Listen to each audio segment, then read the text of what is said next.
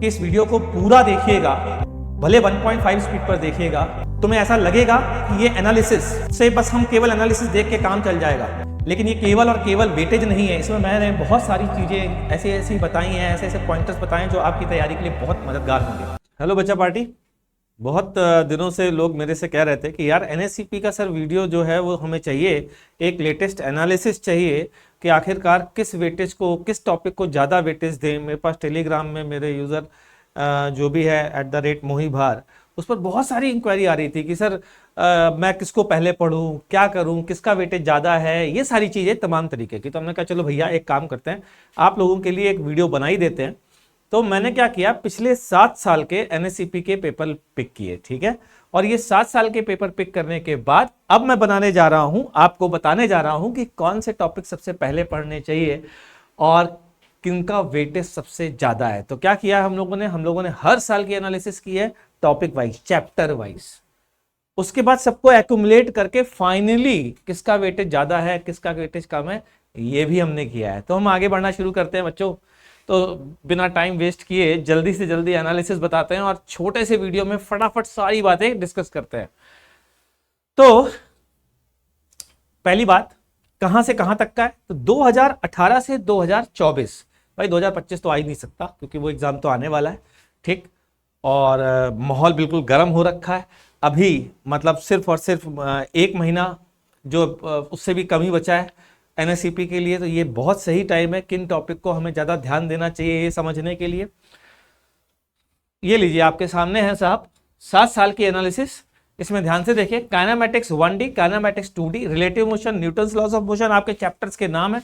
इन chapters के नाम के साथ जरा इस एनालिसिस पे ध्यान से देखिए। काइनेमैटिक्स 1D में 2018 में एक भी क्वेश्चन नहीं आया, 2019 में 3 क्वेश्चन आए, 20 में 0, 21 में 0, 22 में 1, 23 में 1, 24 में 0 और टोटल अभी तक 5 क्वेश्चन आए काइनेमैटिक्स 1D में। इससे आपको ट्रेंड पता चलेगा, ट्रेंड जानना भी बहुत जरूरी है। और मैंने यहां पर नीचे परसेंटेज इसलिए लिखना जरूरी समझा क्योंकि हर साल सेम नंबर ऑफ क्वेश्चंस नहीं आए थे, तो हमें आंसर परसेंटेज में देना था ताकि हम एक्यूमुलेट करके आपको टोटल यहां पर बता सके किसका कितना वेटेज है। फॉर एग्जाम्पल काइनेमैटिक्स 2D पर आते हैं तो 2018 में 2 क्वेश्चन, 19 में 1, 20 में 1, 21 में 0, 22 में 0, 23 में 1, 24 में 2 और टोटल आज तक 7 क्वेश्चन आए हैं, ठीक। आगे बढ़ते भैया। आगे अगर मैं बात करूं तो नेक्स्ट जो हमारा आ रहा है वो है, मतलब ये मैकेनिक्स का है, ध्यान रख लेना भाई, ये मत सोच लेना ये 100 जो है सारे हैं, नहीं नहीं नहीं, मैकेनिक्स का।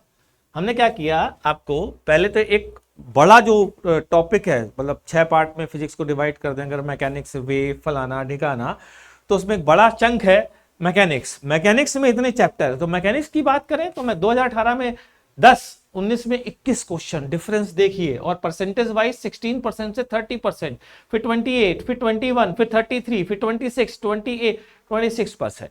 तो 26.95% मैकेनिक्स आता है, ये बात सही है, लेकिन मैकेनिक्स में पढ़ने में समय भी बहुत जाता है, ये बात भी उतनी ही सही है। तो केवल परसेंटेज देख करके हम ये नहीं डिसाइड कर सकते कि भैया मैकेनिक्स जो है ना वो पढ़ना नहीं, भाई बहुत टाइम लगेगा, ये भी समझिए। इसीलिए बाइफरकेट किया है बच्चों। काइनेमैटिक्स 2D का परसेंटेज काइनेमैटिक्स 1 से ज्यादा है, तो लेकिन बिना 1 पढ़े 2D आप कर नहीं सकते, लेकिन रिविजन के समय ध्यान रख सकते हैं किस पर ज्यादा फोकस करना है। रिलेटिव मोशन 1, 0, 0, 0, 0, 1, रिलेटिव मोशन के क्वेश्चन किस्मत से नहीं आए ज्यादा। न्यूटन्स लॉज ऑफ मोशन शुरुआत में 0, 2021 तक, उसके बाद 22 में 1, 2, 1 और इसके बाद 4। फ्रिक्शन काफी कम है, 1, 1 और 3। इसके बाद सर्कुलर मोशन में भी कम। अब आते हैं work power energy. Work power energy से आप देखेंगे तो मैकेनिक्स का वेटेज थोड़ा सा ज्यादा हो रहा है। वर्क पावर एनर्जी से अगर देखें तो कितना हो रहा है, ये 0 फिर 5, मतलब 19 में 5, 20 में 1, 21 में 0, 22 में 1, 23 में 1 और 24 में 3 क्वेश्चन आए हैं वर्क पावर एनर्जी पर बेस्ड। आगे बढ़ते हैं, यहां पर centre of mass and collision. तो भैया एक बात मेरा मानना है, काइनेमैटिक्स 1D से लेकर के अगर आप 2D तक, हाँ जी, तो यहां से लेकर के मेरा मानना है यहां तक आप एक शॉट में पढ़ लीजिए, इस जगह तक। ये वाला चंक जो है ना, इसके PYQ एक शॉट में लगा लीजिए। और एक और कम की बात बताता हूं, सेम सीक्वेंस में जिसका वेटेज ज्यादा है, जिसका वेटेज कम है, उनके PYQs भी हमारी वेबसाइट पर अवेलेबल हो जाएंगे, हो गए होंगे, बल्कि जब तक ये वीडियो रिलीज होगा तब तक हो गए होंगे। तो आप सीधा सीधा sequence wise weightage wise PYQ solve करना स्टार्ट कर दीजिए और फाइनली फिर 2024 का जो NSCP का पेपर है वो भी फ्री ऑफ कॉस्ट आप हमारी वेबसाइट पे आकर के दे सकते हैं बच्चों। खैर हम आगे बढ़ते हैं। वर्क पावर एनर्जी ये थोड़ा सा इसका वेटेज मैकेनिक्स में ज्यादा है। आगे बढ़ते हैं। Centre of mass 2 2 2 1 3 3 0 1। तो देखिए आप एक चीज गौर फरमाने वाली है कि लगातार कोई भी टॉपिक अभी तक ऐसा नहीं दिखा है जो हर बार आ रहा हो, कंफर्म हो। इसके बाद इवन पूरी की पूरी मैकेनिक्स में देख सकते हैं, एक जगह वेटेज 16 है, एक जगह 30 है, फिर 21 भी है, फिर 33 भी है, तो वेटेज वेरी करता है। तो एनएससीपी की खास बात यह है कि आप कोई भी ये नहीं गैस कर सकता कि भैया ये ज्यादा आता है बहुत और कंफर्म है। फिलहाल तो मैकेनिक्स में आगे बढ़ते हैं। सेंटर ऑफ मास, तो सेंटर ऑफ मास में अगर हम लोग देखते हैं तो ये कितना है सेंटर ऑफ मास में, क्वेश्चन 2 2 1 3 3 0 1 12। आगे बढ़ते हैं। रिजिड बॉडी, यहां पर एक बार 0 आया है इसमें। रिजिड बॉडी डायनामिक्स की अगर बात करें तो 1 3 1 1 5 3 2 16 ये है रिजिड डायनामिक्स, जो कि आने की संभावनाएं सबसे ज्यादा होती है और होनी भी चाहिए। लेकिन आपको पता है रिजिड डायनामिक्स में 18 लेक्चर जाते हैं और वहीं काइनेमेटिक इन सब में कम कम लेक्चर जाते हैं। तो इस बात का भी ध्यान रखना है कि lecture wise rigid body dynamics वैसे भी मैकेनिक्स के पॉइंट ऑफ व्यू से इसलिए इंपॉर्टेंट हो जाता है कि रिजिड बॉडी डायनामिक्स आप कभी कर ही तब सकते हो जब बाकी के चैप्टर आपने किए हों। खैर हम आगे बढ़ते हैं। एसएचएम हमने लास्ट में रखा है। एसएचएम की खास बात सुनना, केवल 8 लेक्चर में टॉपिक हो जाता है, बल्कि 6 लेक्चर में भी हो जाता है और बहुत ज्यादा करने के लिए है नहीं। लेकिन क्वेश्चन देखिए 1 4 2 1 1 1 1। बताओ अभी तक ऐसा एक भी साल नहीं है पिछले 7 सालों में जिस साल एसएचएम का क्वेश्चन ना आया हो। आगे की बात करते हैं। मैकेनिक्स हमारा खत्म हो गया। मैकेनिक्स में 2 टॉपिक और थे, वो है ग्रेविटेशन और फ्लूइड मैकेनिक्स। ग्रेविटेशन 1 0 2 1 3 2 2 11। जो भी बच्चे कोटा बेस्ड स्टडी सिस्टम पे फॉलो करते हैं फिजिक्स को खासकर, वो लोग इलेक्ट्रोस्टैटिक्स 12th में पढ़ते हैं और इलेक्ट्रोस्टैटिक्स के तुरंत बाद 4 लेक्चर में ग्रेविटेशन खत्म कर देते हैं। वो बच्चे ध्यान से समझें, 4 लेक्चर का टॉपिक ग्रेविटेशन। लेकिन क्वेश्चन देखिए, एक बार 0 आए हैं, ठीक है, एक बार 0 आए 18 19 20 21 22 23 24। इसी तरीके से डिस्ट्रीब्यूशन है। ये देखिए, इसके अलावा लगातार है और छोटा सा टॉपिक है, तो ग्रेविटेशन को कमांड करना बहुत जरूरी है। फ्लूइड मैकेनिक्स 2018 में 0 है, लेकिन 19 20 21 22 23 में 3 1 1 4 4 3 ऐसे क्वेश्चन है। बीच में IOQP भी था भाई, हमने उसको कंसीडर करते हुए दिया, इसीलिए परसेंटेज की बात की है। तो फ्लूइड मैकेनिक्स एक बहुत ही इंपॉर्टेंट टॉपिक है, यहां से ये समझ में आ रहा है एनएससीपी के पॉइंट ऑफ व्यू से। ठीक, मैकेनिक्स खत्म, थर्मल फिजिक्स पे आते हैं। 7 क्वेश्चन 19 में, फिर 6 फिर 4 फिर 5 फिर 5 फिर 5 फिर 6। थर्मल फिजिक्स का वेटेज बहुत अच्छा है। कारण क्या है कि पढ़ना कम है, क्वेश्चन ज्यादा हो जाते हैं। तो जैसे इलास्टिसिटी एंड थर्मल एक्सपेंशन की बात करूं तो 1 से लेकर के लगभग एक क्वेश्चन मैक्सिमम से मैक्सिमम 1 ही है। कैलोरीमेट्री की बात करें तो elasticity and thermal expansion calorimetry में देखें तो 2 क्वेश्चन आए हैं 18 19 20 एंड 21 में, उसके अलावा नहीं आया। हीट ट्रांसफर ये एक इंपॉर्टेंट टॉपिक है, लेकिन अगर मैं देखूं यहाँ पर 18 जेई के पॉइंट ऑफ व्यू से तो इंपॉर्टेंट है ही। 18 में 4 है, 19 में 3 है, यहाँ पर 20 में 1 भी नहीं है और उसके बाद लगातार है, यानी कि हीट ट्रांसफर एक इंपॉर्टेंट टॉपिक हो गया उस पॉइंट ऑफ व्यू से। KTG 3 0 के बाद 3 और 3 के बाद फिर 0 और फिर 1 और फिर 4। ठीक, मतलब 4 तो लास्ट में समेशन है। थर्मोडायनेमिक्स ये एक इंपॉर्टेंट टॉपिक है, पता है INPHO के पॉइंट ऑफ व्यू से थर्मोडायनेमिक्स बहुत इंपॉर्टेंट है, ध्यान रखिएगा। और INPHO के पॉइंट ऑफ व्यू से मैं बाद में उसकी एनालिसिस भी लाऊंगा, इवन रोटेशन भी बहुत इंपॉर्टेंट है। फिलहाल वापस आते हैं NSCP पे फटाफट ताकि ये काम कर सके। तो थर्मोडायनेमिक्स देख सकते हो, इंपॉर्टेंट है, ध्यान रखना। आगे बढ़ते हैं। ऑप्टिक्स, ऑप्टिक्स में 8 8 2 4 7 6 5 समझ लो, रोटेशन के बराबर नंबर ऑफ लेक्चर ऑप्टिक्स में आते हैं, लेकिन वेटेज का अंतर देख लो।